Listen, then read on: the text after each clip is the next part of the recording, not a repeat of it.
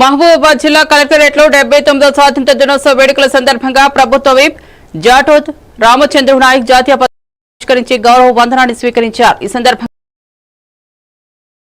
PM అంజచేత సంపూర్ణ రుణమాఫీ, 9,000 కోట్ల రైతు భరోసా నిధులు జమ తదితర సంక్షేమ కార్యక్రమాలను వివరించారు. స్వాతంత్ర్య సమర యోధులకు శాలువాలు కప్పి సన్మానించారు. ఈ కార్యక్రమంలో MP Balaram Nayak, MLA doctor Murali Nayak, మేయర్లు, అధికారులు, విద్యార్థులు పాల్గొన్నారు. వేడుకల ముఖ్య అతిథి గౌరవనీయులు ప్రభుత్వ శ్రీ రామచంద్ర నాయక్ గారి చేత పతాకావిష్కరణ.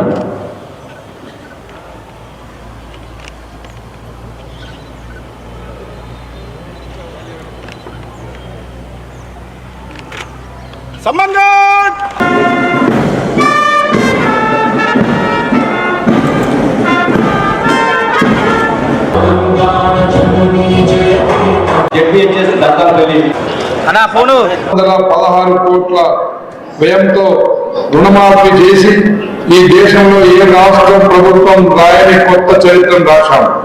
ఆర్థిక పరిస్థితి సహకరించకపోయినా గత పాలకుల పాపాలు శాపాలై వెంటాడుతున్న రైతుల విషయంలో రాజీ పడలేదు. తెలంగాణ రైతును రుణముక్తి చేసి దేశంలో అత్యధిక పంట పండించే దిశగా ప్రోత్సహించాం. ఇందిరమ్మ రైతు భరోసా కింద ఎకరాకు 12,000 పెట్టుబడి సాయం ప్రకటించాం.